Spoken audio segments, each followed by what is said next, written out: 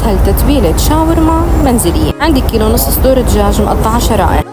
جهزت الصوص: نص كوب زيت نباتي، ربع كوب خل أبيض، نص كوب لبن زبادي، 3/4 كوب مي، معلقة صغيرة ثوم مهروس.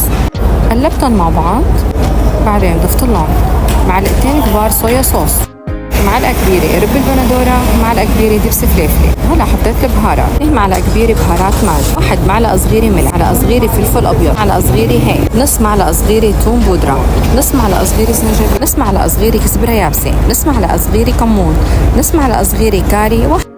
قلبتهم مع بعض منيح وحطيتهم فوق الدجاج. حطيتهم بكيس نايلون ورجعت حطيتهم بكيس تاني. دخلتهم على الفريزر يوم كامل لحتى تتعشق الطعمة ببعضها.